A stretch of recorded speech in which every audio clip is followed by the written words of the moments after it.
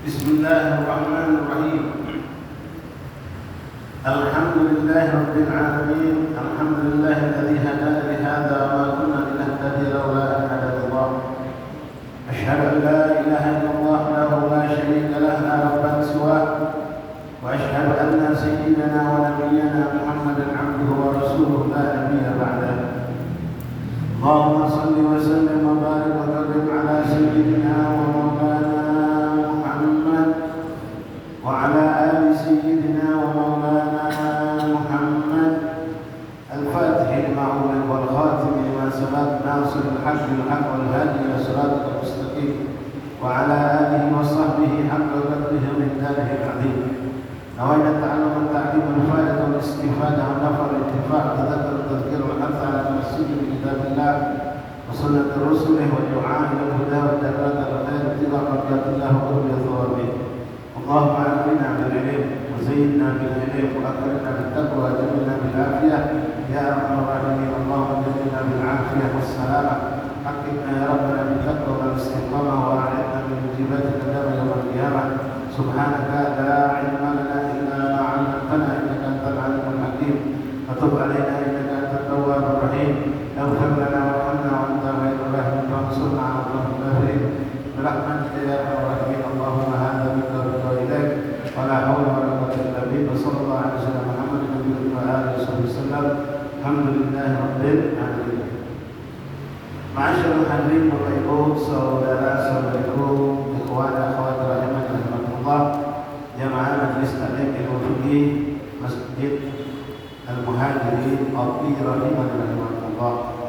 Assalamualaikum warahmatullahi wabarakatuh. Alhamdulillah, alhamdulillah, alhamdulillah, lakal hamdu syukur ya Allah, bersyukur kita kepada Allah Subhanahu wa taala yang kembali mengumpulkan kita di malam yang ke-28 daripada bulan Jumadil Akhir dalam keadaan sehat wal afiat. Kembali kita dipilih Allah, lalu dikumpulkan Allah dan kita dimuliakan oleh Allah Subhanahu wa taala dengan perkumpulan yang kita saat ini menghadirinya. Kaifalah bagaimana tidak kita dikumpulkan Allah di tempat yang paling dicintai Allah. Tidaklah seorang hamba diletakkan di tempat yang dicintai Allah kecuali hamba tersebut insyaallah dipertunjukkan adalah hamba yang dicintai oleh Allah. Di waktu itu berkah antara majelis isya yang kita diajarkan untuk tidak berhubungan dengan urusan dunia kita, tapi bertadarrub mendekatkan diri kepada Allah Subhanahu wa taala. Bapak Ibu hadirin rahimakumullah, sebelum melanjutkan pembahasan tentang ilmu fikih masih seputar tentang syurut sihhat salat, ingin sedikit menyampaikan info tentang hal-hal berhubungan dengan bulan Rajab. Yang mana bulan Rajab yang sudah kita infokan kemarin, awal bulan Rajab termasuk malam yang harus kita tunggu dan kita agungkan untuk muliakan. Karena malam pertama bulan Rajab adalah malam yang mustajab doa, sebagaimana disampaikan oleh Rasulullah sallallahu alaihi wasallam. Khamsun layalin la turadu fihinna du'a. Ada 5 malam kata Rasulullah yang tidak tertolak di dalamnya. Dan termasuk pertama disebut Rasulullah adalah Lailatul Awwal min Syahril Rajab. Yang mana kita maklum subhanallah tahun ini berbarengan dengan malam tahun baruan. Tentu kita memilih yang mana Allah ridhoi, yang Allah dan Rasul ridhoi akan menguntungkan dunia akhirat kita. Tentu kita akan mengambil kesempatan malam tersebut untuk bermunajat, bertadarruf kepada Allah Subhanahu wa taala. Dan jalankan dengan kemaksiatan, dengan tanpa maksiat, insyaallah kita tidak akan menyambut merayakan malam tahun baru tersebut. Dan ini bukan hal yang berlebihan, tapi hal yang memang seperti itulah yang harus kita lakukan. Ma'asyar ahbab rahimani rahimakumullah, bulan Rajab termasuk Asyhurul Hurum, termasuk bulan haram. Yang mana Asyhurul Hurum ini kita lebih ditekankan sangat oleh Allah untuk jangan berbuat kezaliman, baik terhadap diri sendiri apalagi sama orang lain. Itu akan lebih besar balasan daripada azab dari Allah Subhanahu wa taala dari dosa yang dilakukan di Asyhurul Hurum. Asyhurul Hurum ada 4 bapak dalam setahun, 3 bergandeng, 1 berpisah. Zulqa'dah, Zulhijjah, Muharram. Yang 1 terpisah bulan Rajab. Bulan Rajab. Apa yang diajarkan kita khusus di bulan Rajab ini yang mana termasuk Asyhurul Hurum, banyak itu diajarkan melakukannya, di antaranya puasa sunnah. Di Asyhurul Hurum disunahkan kita memperbanyak puasa sunnah. Puasa sunnah ya baik itu Senin Kamis, baik Ayyamul Bid, dan juga diajarkan puasa sunnah daripada hari Rabu, Kamis, Jumat. Setiap Asyhurul Hurum itu ada disunahkan. Kalau kita mau melakukan ibadah khusus di Asyhurul Hurum, disunahkan puasa 3 hari setiap minggunya, Rabu, Kamis, Jumat. Namun untuk puasa Senin Kamis itu lebih diperkuat, dan juga puasa Ayyamul Bid setiap bulan memang itu dianjurkan untuk puasa sunnah. Nah, Rasulullah SAW menyuruh kita memperbanyak puasa sunnah di Asyhurul Hurum. Kalau dikatakan memperbanyak di situ, boleh tak? Kalau nak puasa sebulan penuh. Kalau dipertanyakan boleh tak? Jawabnya boleh. Mungkin Bapak pernah dapatkan atau mungkin itu sebagai pelakunya. Ada orang-orang yang kita kenal Mereka puasa 3 bulan berturut-turut. Rejab puasa full, Sya'ban puasa penuh, nyambung Ramadan puasa juga penuh. Ini banyak yang melakukan ini. Nah, apakah boleh memang itu dalam ajaran Islam, dalam aturan Islam? Kalau pertanyaan boleh, maaf, jawabnya boleh. 3 bulan nak puasa berturut-turut boleh. Karena memang Rajab disunahkan memperbanyak puasa sunnah. Dan bulan Sya'ban, sebagaimana datang riwayat dari Sayyidatuna Aisyah radhiyallahu taala anha, beliau pernah mengatakan dan berkata di hadapan Rasulullah, atau dia menyampaikan kepada kita, "Ma itu Rasulullah SAW aktsar, aku tidak melihat Rasulullah berpuasa sunnah lebih banyak daripada bulan Sya'ban," kata beliau. Jadi saya memperhatikan di depan Rasulullah SAW, Rasulullah itu banyak puasa sunnah, tapi di bulan Sya'ban itu melebihi dari bulan lainnya. Rasulullah berpuasa bulan Sya'ban melebihi dari bulan lain. Aku tidak menyaksikan Rasulullah memperbanyak puasa sunnah di bulan Sya'ban melebihi daripada bulan-bulan yang lain. Itu bulan Sya'ban Rasulullah sangat banyak melakukan puasa sunnah. Rajab memang disunahkan juga karena dia Asyurul Hurum. Ramadan jelas pasti wajib. Yang jadi masalah kalau ada orang mengatakan Rasulullah nyuruh kita puasa 3 bulan. Nah ini maaf, mengada-ada. Karena ada hadisnya Nabi nyuruh puasa 3 bulan berturut-turut. Ini tidak ada, Pak. Nabi tidak ada nyuruh kita puasa sunnah 3 bulan berturut-turut. Tapi boleh dan jawabnya boleh. Karena Nabi tidak membatasi perbanyak puasa sunnah di bulan Asyurul Hurum, Rajab. Nah, banyak itu sebulan penuh boleh, termasuk juga banyak. Nah, 5 hari, 10 hari, 15 hari terserah. Rajab dan kita puasa. Kemudian Sya'ban, yang memang Rasulullah sangat banyak melakukan puasa sunnah. Jadi kalau dia mengatakan ini disunahkan Nabi puasa 3 bulan berturut-turut, maaf, itu mengada-ada. Tapi kalau dia mengatakan Nabi anjurkan memperbanyak puasa sunnah di bulan Rajab Sya'ban, maka kita katakan sahih. Benar, itu ungkapan benar. Nabi dulu memperbanyak puasa sunnah. Tapi kalau Nabi dulu puasa 3 bulan berturut-turut, Rajab Sya'ban Ramadan, itu tidak ada anjuran langsung dari Rasulullah sallallahu alaihi wasallam. Kemudian untuk tanggal 27 Rajab itu pun tidak ada penekanan untuk puasa sunnah. Mau puasa sunnah boleh karena itu termasuk Asyurul Hurum. Tidak ada larangan kita puasa sunnah tanggal 27 Rajab itu jatuhnya nanti insyaallah hari Senin. Ya kebetulan hari Senin dianggap puasa Senin, Kamis boleh. Tapi kalau sengaja puasa yang untuk 27 Rajab itu tidak ada anjuran khusus untuk tanggal 27 Rajab. Tapi kalau kita puasa sunnah mutlak boleh. Kebetulan nanti insyaallah jatuhnya 27 Rajab itu hari Senin kalau saya tidak salah. Maka bapak itu puasa Senin ke Kamis boleh, atau boleh jadi 27, 29 kalau itu 3 hari. Bulan Rajab sampai 29 berarti itu termasuk ayyam sawat namanya. 3 hari terakhir setiap akhir bulan Hijriah disunahkan puasa sunnah.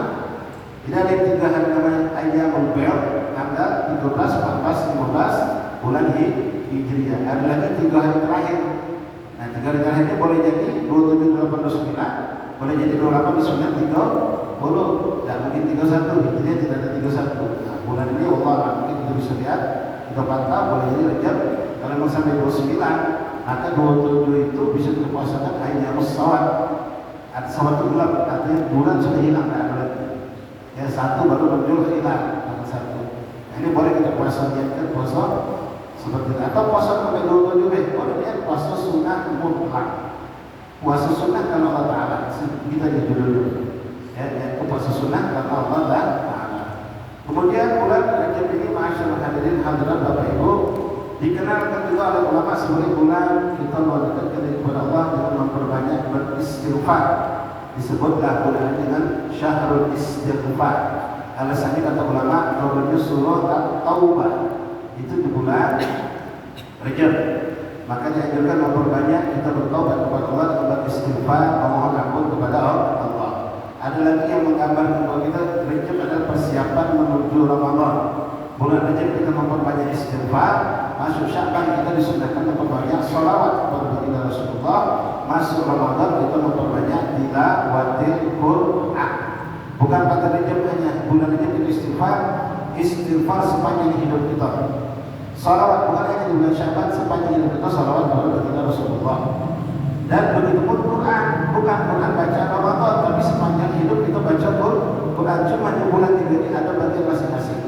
Rajab diperbanyak istighfar, Sya'ban memperbanyak salawat karena turunnya surah Allah, ayat surah Allah malaikatu yusalluna 'alan nabi ya ayyuhalladzina amanu sallu 'alaihi wasallam turunnya di bulan Sya'ban. Kemudian Al-Quran kalau turun Al-Quran di bulan Ramadan. Nah, istighfar sendiri bebas kita perbanyak apapun bentuk istighfar. Di antaranya dianjurkan oleh Rasulullah SAW terlepas Rajab atau di luar Rajab, setiap hari ibu bapak kalau bisa ibu bapak hafalkan ini. Seperti ibu bapak apa ayat-ayat pendek dalam Al-Quran ini juga penting. Karena Rasulullah memberikan hadiah yang sangat luar biasa. Baca Sayyidul Istighfar. Sayyidul Istighfar. Nabi sendiri yang menamakan ini adalah pemimpin dari semua istighfar. Nabi mengatakan man qala Allahumma anta rabbi la ilaha Sayyidul Istighfar. Siapa membaca Sayyidul Istighfar atau Rasulullah dulu Rasul menyebutkan bunyinya. Bapak Ibu mungkin bisa cari gampang itu. Insyaallah pengurus masjid bisa nanti membagikan di grup masjid ataupun untuk lebaran.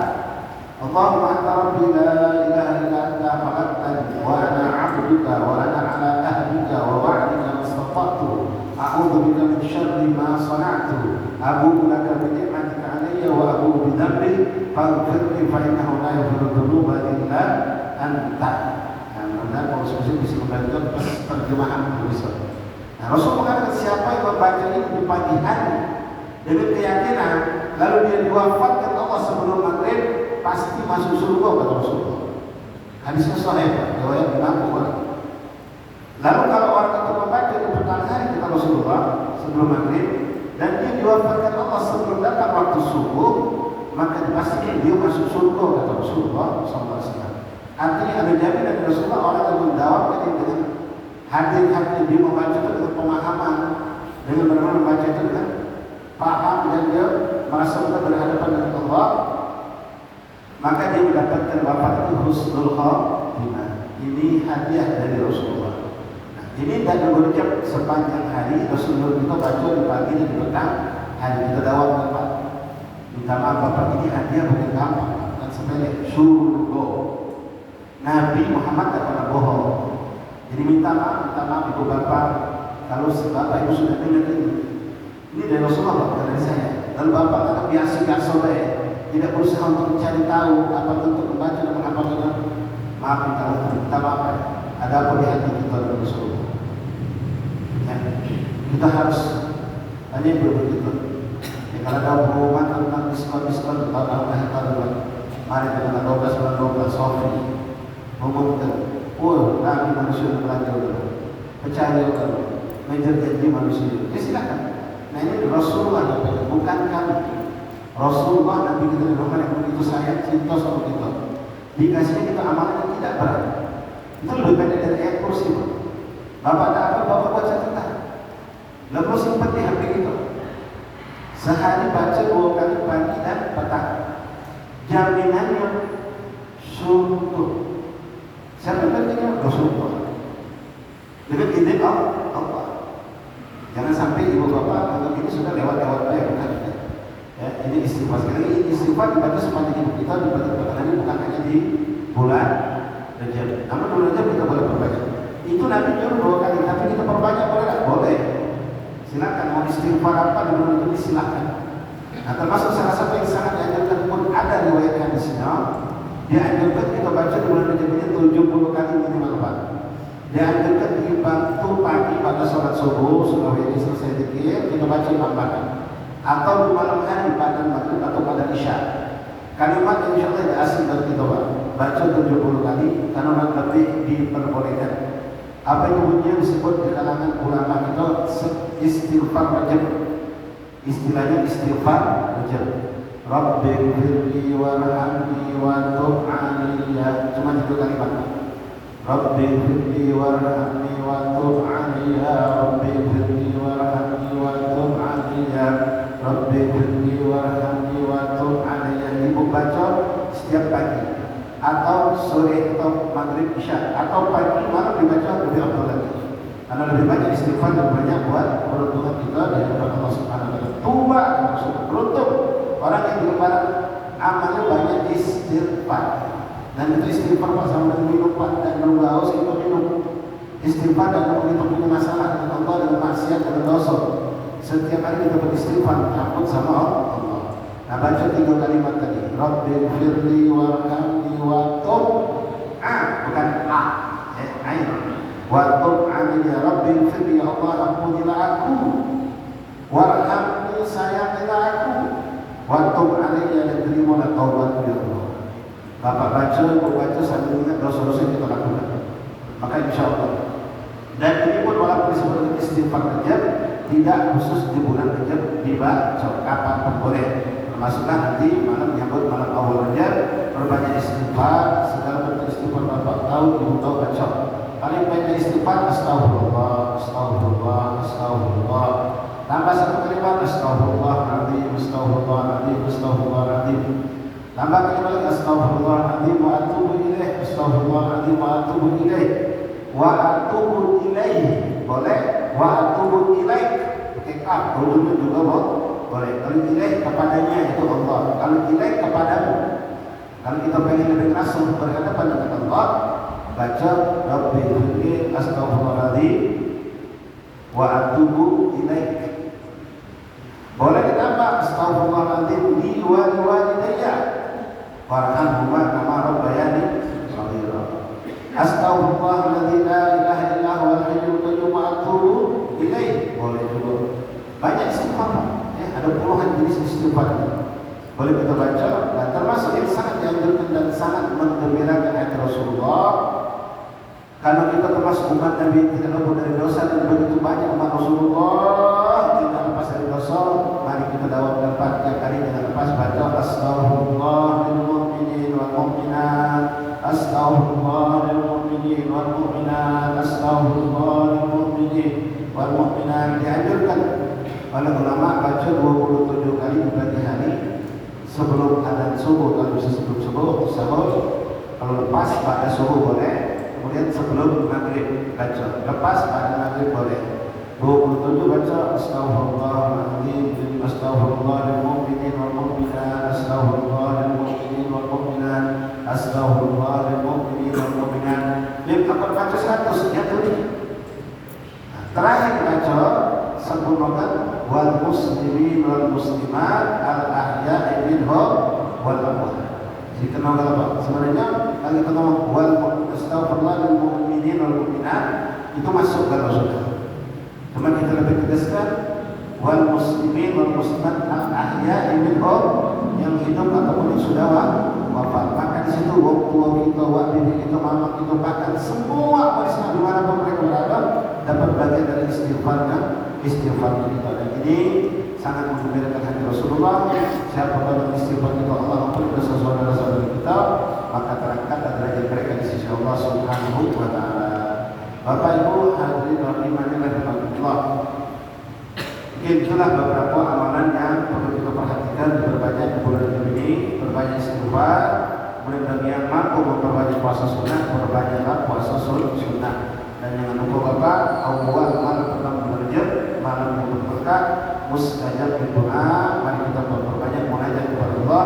Dan saya titip pesan doakan umat Rasulullah, doakan saudara kita yang ada di Palestina, di Yaman, di Lebanon, di Syria, di Sudan, di bermacam-macam tempat.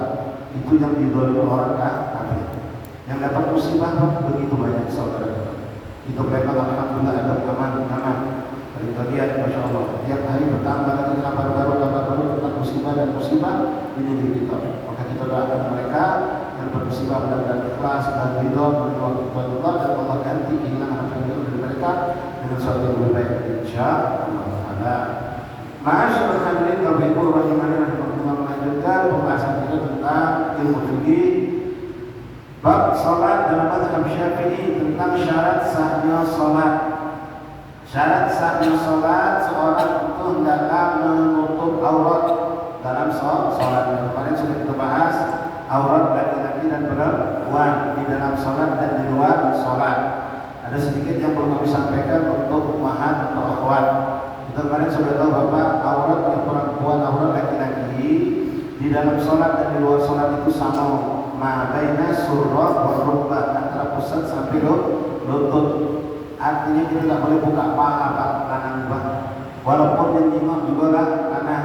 sama-sama lanang tidak boleh sebukaan paha, haram hukumnya. Pakai celana pakai sarung sampai turun ke bawah pusat kelihatan, haram hukumnya. Ini syariat yang menentukan, bukan ulama, tapi Allah Rasul yang menentukan hal tersebut. Ulama menyampaikan kepada kita, ini tidak boleh terbuka apa, jangan ditanggap hanya sepele. Jadi main bola, olahraga silahkan, tidak ada larangan, tapi lutut aurat. Kita jangan juga, maaf, ada orang-orang yang tidak bisa segar, terutama sering terjadi di tempat-tempat umum. Sebagian umat ini kalau pakai bola, maaf, dia kalau pakai sarung itu tidak pakai celana panjang. Celananya dia celana setengah paha, bahkan kadang-kadang cuma sempat. Itu kalau pakai bola kan sampai naik kucing lutut.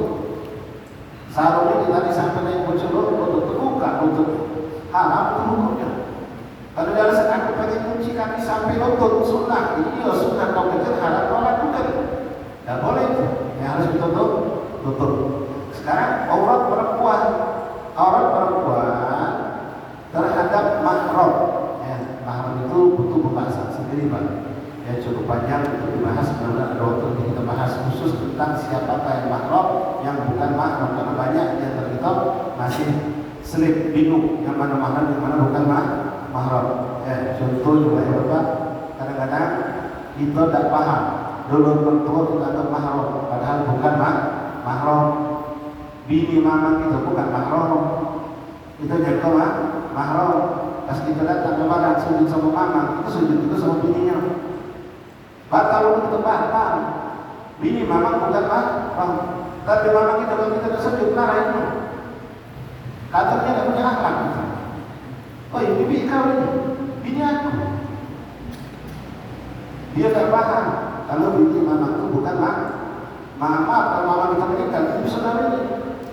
Itu secara hukum syariat. Mertua mama, mertua betina memang mahram. Bahkan kalau misalnya istri itu telah wafat atau telah bercerai, mertua tetap hukum mertua.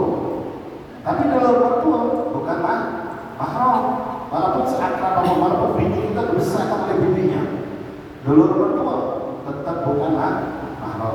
Ini contoh sedikit ya, kita nanti bahas. Nah, itu ada perempuan di hadapan mahram. Seorang perempuan itu auratnya sama cak wong lanang Pak Bu. Aurat perempuan di hadapan sesama perempuan dan di hadapan laki-laki yang mahram itu seperti aurat laki-laki, antara busuk sampai pusat. Pada berbeda pada memang. Maaf kalau ibu, maaf ya, kita masuk ke rumah anak kita dewek lagi nyusui anak kita ini sedang nyusui anak kita terbuka. Apa harus ditutup diri? Tidak perlu, secara hukum tidak haram. Karena kita mahram bapaknya, atau kita masuk ke rumah keponakan kita sedang nyusui. Atau maaf, belum memang sel gantung, berkeluar di luar lagi, baru terbuka. Bukan sel gantung deh. Kita masuk cuma etika yang katakan jangan. Secara hukum syariat tidak batal. Karena aurat mereka terhadap yang mahram, sekali yang mahram itu sama antara lutut dengan pusat. Begitupun mereka sesama mereka perempuan. Tidak boleh perempuan menampakkan pahanya di hadapan sesama perempuan. Sama seperti tidak boleh menampakkan kepada laki-laki yang haji, Nabi ataupun laki-laki yang mahram, tidak boleh dia itu. Ya, perempuan auratnya walaupun sama mahram, sama dulu dewek, sama keponakan dewek, sama mama dewek, antara lutut sama pusat wajib ditutup. Tidak boleh dipakai rok terbuka pas duduk maksilo. Ya, nonton TV, pahanya dibuka, mamanya nengok, tidak boleh, itu haram, walaupun dia mahram. Tapi maaf ini hukum Pak ya, dari pusat ke pucuk terbuka, tidak apa-apa. Betina sama betina saling tengok, pucuk ini apa-apa. Kita yang mahram boleh juga melihat anak kita, cucu kita, keponakan kita, bibi kita bisa mengalami juga. Ya pas kita masuk tempat, bibi kita berpulang lagi, kawan-kawan udah kisah jatuh. Ya paling dia malu baik, secara hukum tidak berdosa. Tapi maaf, hukum untuk perempuan ini ibu harus tahu, bapak juga harus tahu. Walaupun perempuan sama perempuan itu hukumnya antara lutut sampai pusat, tapi beda hukum ketika perempuan ini bertemu dengan perempuan kafirah atau fasiqah. Seorang muslimah yang baik, yang menutup aurat itu tidak boleh buka auratnya bebas seperti dia dengan muslimah terhadap orang kafir. Perempuan kafir walaupun bergaul sama kita tetangga akrab baik, kalau dia masuk ke rumah kita tidak boleh pakai maaf terbuka, mau dibujukin jangan. tutup pakai daster, kerudung pakai lebih abdul lagi. Walaupun sebenarnya ulama mengatakan boleh saja sampai lengan terbuka. Perempuan fasik, maaf ahli maksiat Pak. Dia udah tutup aurat, pergaulannya bebas. Dia bergaul sama kita, sama bini kita. Boleh tidak silahkan bergaul. Tapi ada batasan tentang aurat tuh. Nggak bebas seperti kita sama-sama muslimah yang baik. Kalau dengan orang perempuan yang fasik atau yang ahli maksiat, yang boleh saja akan menimbulkan fitnah buat kita, juga terhadap perempuan yang kafirah, yang bukan muslimah, itu auratnya lebih ditutup, pakai daster, jangan terbuka. Ya, paha turun ke bawah sedikit, jangan terbuka. Betis boleh terbuka sedikit, sambil mata kaki terbuka tidak apa-apa. Itu untuk perempuan yang bukan muslimah yang baik. Perempuan muslimah tapi fasik, ya, makhluk paham soal fasik Pak ya. Dia tidak menjalankan syariat dengan benar, dan dia tidak pernah merasa dosa ketika melanggar syariat Allah. Ini orang fasik adalah perempuan yang tidak baik. Apalagi yang kafir, walaupun orang kafir itu baik-baik umumnya, bisa saja dia bergaul sama kita bayar, lembut, suka tolong-tolong, tetap hukumnya kafir itu tidak boleh kita buka bagian leher ke bawah kepada mereka. Jilbab juga boleh, pakai jilbab. Kalau mungkin pakai daster yang lengan pendek, mungkin itu tidak apa-apa. Kelihatan mata kaki, kelihatan di atas mata kaki setengah betis itu tidak apa-apa. Tapi ke atas jangan, tutup aurat. Seakan-akan dia menghadapi seorang laki-laki yang bukan muhrimnya.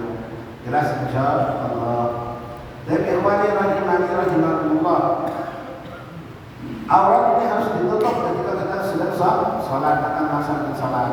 Lalu seandainya bagaimana jika terjadi setelah selesai sholat kita mendapatkan ternyata pakaian itu ada bolongnya. Nah, bolong ini dikatakan bolong yang membatalkan sholat jikalau min masafah takhatab, dari tempat kita dengan jarak kalau kita ngobrol, maksud saya dari bapak. Jadi bisa dibilang jarak orang berkelakar ngobrol. Ya, tapi kalau dengan bapak yang berbeda itu bercerita, namanya bukan kelakar gitu, berteriak. Dari jarak dekat begini kelihatan kalau sarung saya bolong atau celana saya bolong, warna kulit itu kelihatan. Kelihatan. Macam mungkin kalau kita umpama macam jarum pentul Pak. Nah, kalau bolong itu bisa jarum pentul, boleh jadi kelihatan. Tapi kalau macam belum pasir, boleh jadi tidak kelihatan. Nah, kalau sudah kelihatan warna kulit, maka itu dianggap membatalkan. Jadi sholat kita tadi kita balik bolong atau jahitan terbuka, atau mungkin pakai celana ternyata jahitan bagian bawah selangkangan terbuka. Jelas paha kita beriman. Maka bagaimana hukum sholat kita? Batal, wajib diulangi. Kalau itu ternyata masih di waktu sholat itulah kejadian zuhur, ketahuan jam 10, berarti masih ada sisa waktu zuhur, maka sholat tadi jasa ulangi dari sholat, bukan qadha,